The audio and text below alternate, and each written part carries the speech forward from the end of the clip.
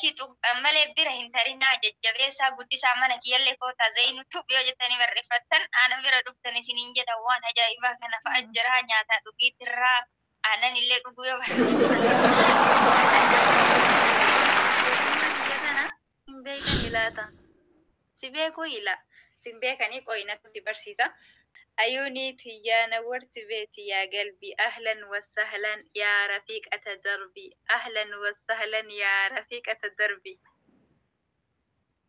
الله لا السلام عليكم ورحمة الله وبركاته سمون نماتوني أكما غران ججودا نياتاتي هجمو غرساتي هجمتي ججودا إجولك إن شمران بيا أرما كان ججودا زيني وانت أني ججو بربادي وانت أني ججو بربادي مالف نمت أمني ما إجولك إن كوني كان مو بيا نما كان كيساتي هرقا غلا بورو غلا وقا رفتو غلا كدفو غلا أوسو جدن فولي إساني سسنتورة تجرجتو يوكا علمي أرغتني يوكا أوسوهن أرغتني يوكا السلام عليكم جنة سلامتا ورا جنتا السلام عليكم جنة سلام السلام عليكم ورحمة الله وبركاته كبجمتوتا فجالتمتوتا هردفتوتا آمو فري فاميلي أنا جرات بقى جراتن إسنين جدا بك إسن جرتنتي نجيني كيا في كباني جالالي أني سني كبو بك إسن جرتنتي لقا في كتانو سوالين كوني أمانتي كان سني جدي وسوهم فيلني ورا سجلك يدا جتنون دك سنو بك إسن جرتنتي نجيني سنرت هاتو نجيني كيا سنبرا هجوجتشا هرا كيسوما أدا أكسوما وان أدا تككابدي دوكي كيسوما دياتنا بيتن إلاتا سبيكو إلا سبيكني قوينة سبرسيسا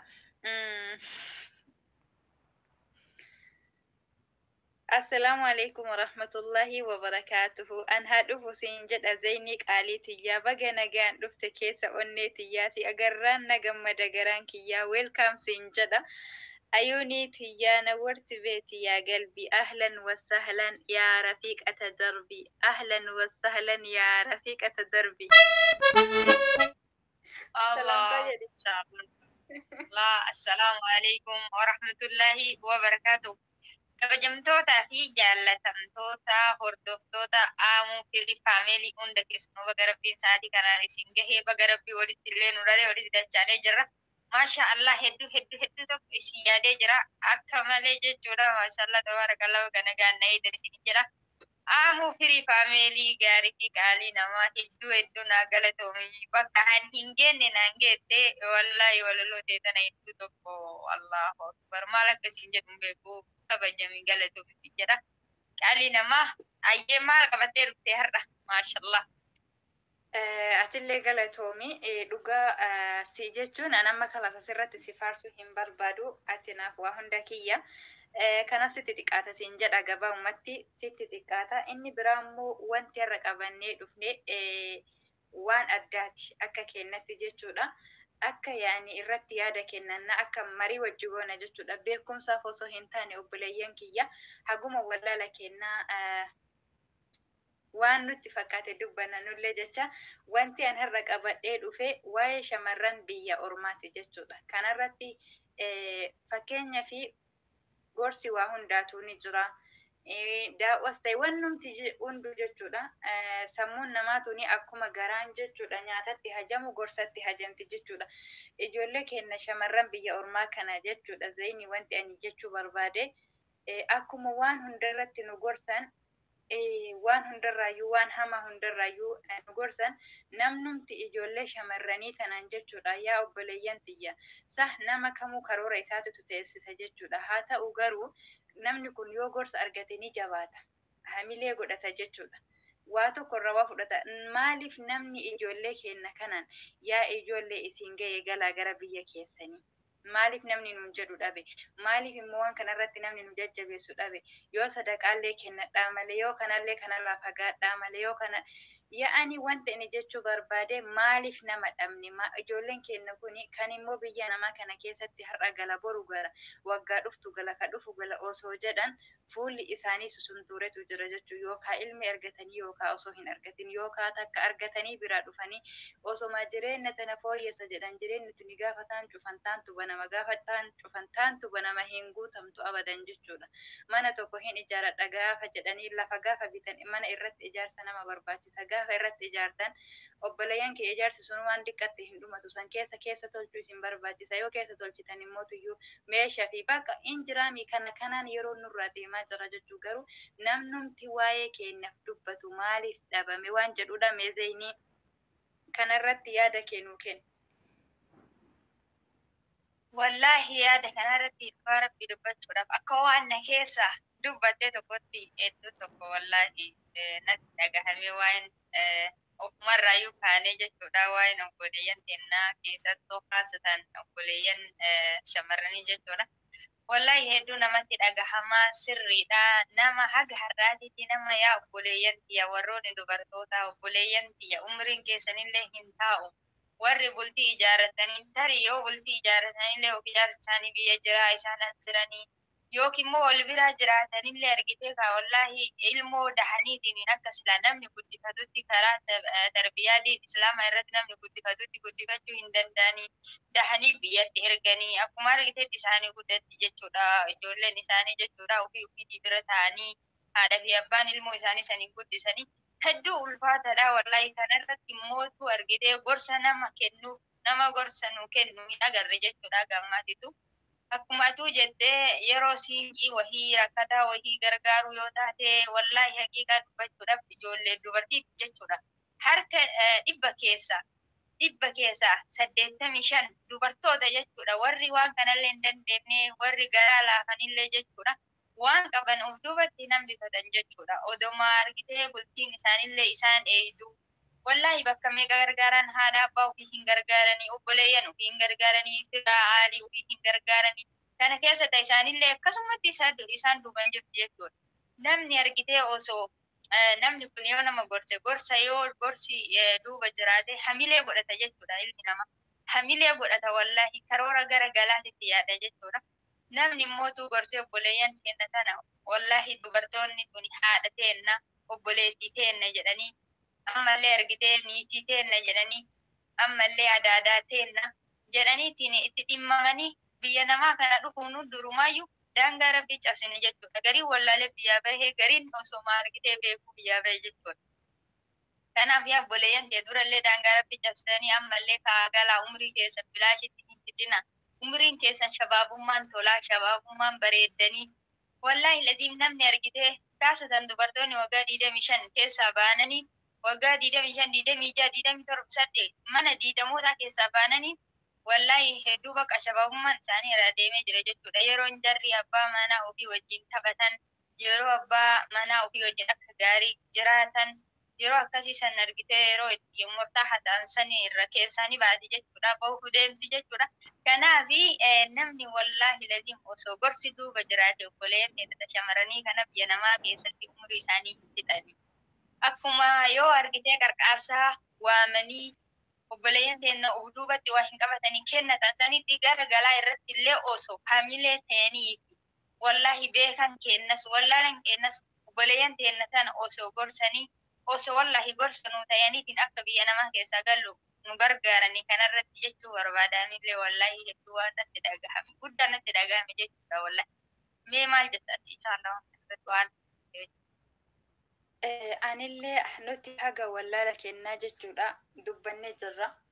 Garuu wanti jechuu barbaade namoonni dhageettii qabdanii fi namoonni hordoftoota baay'ee qabdanii fi namoonni namni isin jalaa dhagahu jechuudha. Mee waa'een obboleeyyan kennaa kun isin haa yaachisu. Gaafa mana namaatitti akkas taate kaasata yeroo ammaa kana jechuudha wallahi bultiin irra caalan bultii kanuma diigame argan jechuudha. Yookaan rakkina tokkoon yookaan rakkinni biyya namaa keessa bahu kun sababa ta'uu danda'a.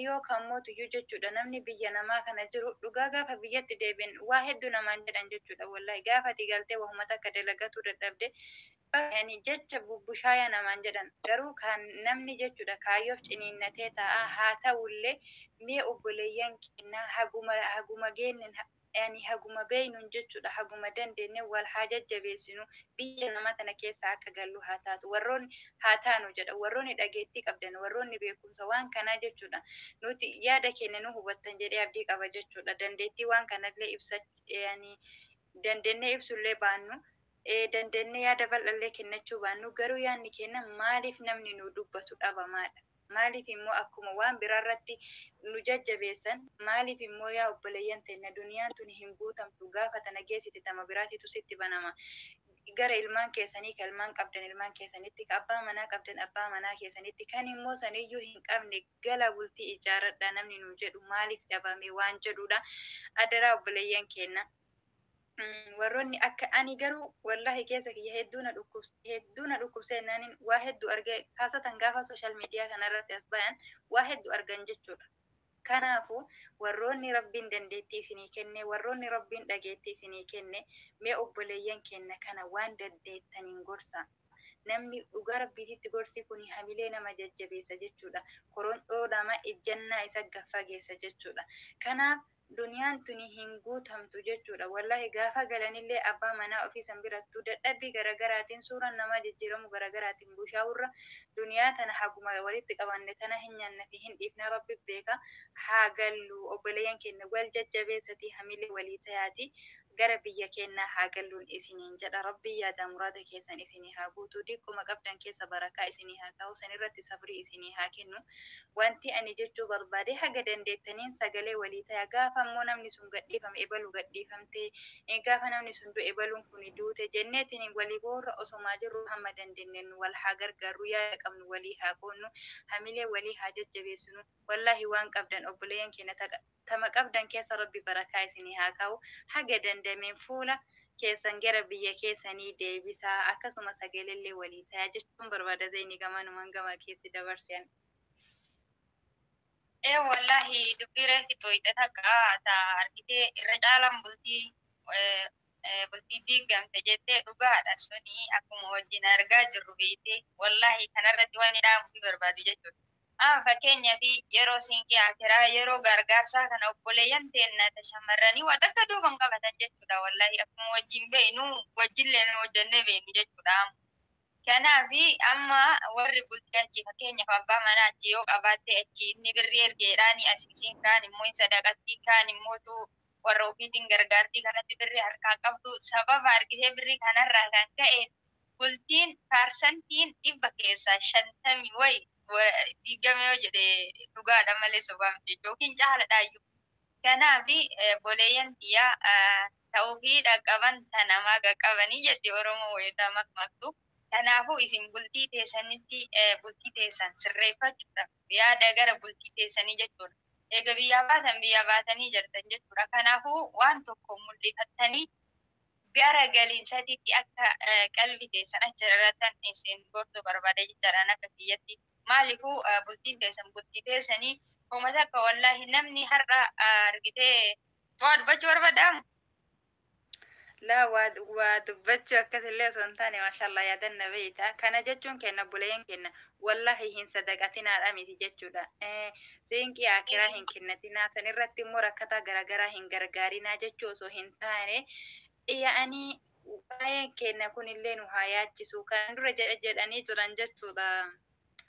Ustaz Sa'id wallahi gaafa isin biyya kana jirtan obboleeyyan kiyya ka ollaa keessanii mara isin jaalata jechuudha ka xiqqoma hatta ka yani beekumsa keessan qabu garuu gaafa isin dhabde yani nu ergi kun nu ergi jedhaa isin immoo nuti jechuudha walumaa galatti isinii osoo hin taane nuti jireenya keenya daganne garuu isaan saniifuu kenninee gammachiisuu hin dandeenyu osoo waan xiqqoo kee ergitanii fi isinitti dallanu hagatti tana naa ergi balu haga kana ergite anaa gatti tana ergite jedhan ilma namaa gammachiisuu hin dandeettu bira tartee gaafa ati galte wallahi hatta maatimmaan ofiitu hagas hunda nama hin jaalatu waan arginee beenu jechuudha yooti waa harkaa qabaatte ka jaalatamtu jechuudha kana jechuun obboleeyyan keenya of tayaa ofirra dhaabbadhaa waa'ee keessan yaada waa'een keessan isin haa yaachisu isinitti dheeressu hin barbaadu kan jechuu barbaade waa'ee zayn irratti zaynama fakkeenyaaf ka dubbatte siinqii akiraa hin kennatina osoo hin taane waa'een keessanillee isin yaachisuu qaba.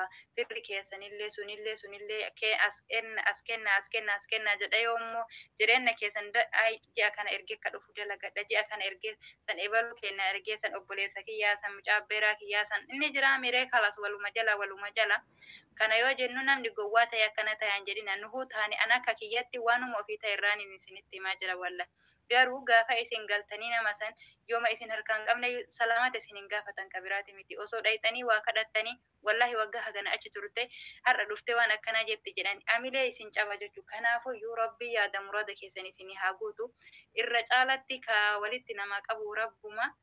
Ani wallahi umri kenna kanatti haa fayyadamnu gara biyya keenya dachaane jedha Zaynuu yaada xumuraa kana daran dheeressuu hin barbaannu yoo rabbi fedhe. Wanti jechuu barbaade wanti nu dubbataa jirru kun yoo isin gammachiise jajjabaadhaan nun jedha yoo isinitti hin tolle immoo yaada keessan nu kennaa hin dhaamna yoo waan nama gammachiisu ta'e amma wallaala kenna wal keessa illee lahinu itti fufnan isiniin jedha waan dogongora ta'e sirreeffata. Yalla Zaynii yaada xumuraa. sirriidha wallahi warri fi dubbadhe san irratti ani sadaqatinaa miti rasuuli rabbi sallallahu alaihi wasallam osoo nuu satti mirallee taate sadaqadhaa jedhan jechuudha. Kanaafuu sadaqaan ammallee argitee sadaqaan ibidda namarra dhaamsiti jedhanii kanaafuu sadaqaan wallahi filatamaadha jechuudha sadaqachuun. Garuu immoo teessan tana hin dagatina teessan tana umriin kenna argitee hin taa'u. Gara galinsaa haa yaannu waan tokko walirra haa kaayannu boriyoo asii galleetiin hin jenne wallahi homa kennatu waan kennu malee namni tokko sin qabu karaa gubbarratti kuftee jechuudha. Kanaafuu waa walirra kaahannee gara biyya keenyaa haa gallu isin jechuu barbaade malee ani sadaqatinaa miti sadaqadha wallahi waan rabbiin isinii kennadha. Ani isin irra caalaa argitee bultii teessanii yaadati waa walirra kaadhaatii gara biyya teessanii galuudhaaf hamilaa isin jedhe malee sadaqatina hin jenne jechuu barbaade anillee. Kanaaf inshaallah yaada kennallee gara xumuraa oofnee jirra. An asumaan inshaallah salaamata isinitti dhaamadha obboleettii teenya. Hiriyaaf tootana sirritti jajjabeessaa sabiskiraab godhaa. Bada Zaynii viidiyoon kumni lama kumni sadii illee haalaaluu laayikii wanni takka hin jirtu. Lee shobboleeyyan kiyya maal isin kaffalchiisa? Kaasatan na jajjabeessa. Laayikii godha. Sabiskiraabii isii inshaallah akka badhaatu mee laayikii tuqa. Laayikii illee tuqa obboleeyyan dee laayikiin homaa isinirraa hin dhisu wallahi waa takka isinirraa hin dhisu viidiyoo laaltanii hin dhiisina. Laayikii tuqxan malee bira hin tarinaa jajjabeessaa guddisaa mana kiyyallee kootaa Zaynutu yoo jettanii barreeffattan ana bira dhuftan isiniin jedha waan ajaa'ibaa kana fa'a jira nyaataa dhugiitirraa aanan illee dhuguu yoo barbaadan. Kanaaf inshaallah asumaan assalaamu alaikum warahmatullahi wabarakaatu isiniin jedha. Leenkii Zaynii as jala kan obboleeyyan kiyyaa dhaqaa jajjabeessanii Zayniin nama jabduudha hin sodaatti malee nama gaafa achi bahee dubbate kana daran isin bohaarsuu danda'uudha. Nama waa hundarraayyuu beekumsa qabuudha jajjabeessan isiniin jedha. Tika rabbi keessa naa tura. Assalaamu alaikum warahmatullahi wabarakaatu. السلام عليكم جنة سلامتا ورا جنتا السلام عليكم جنة سلام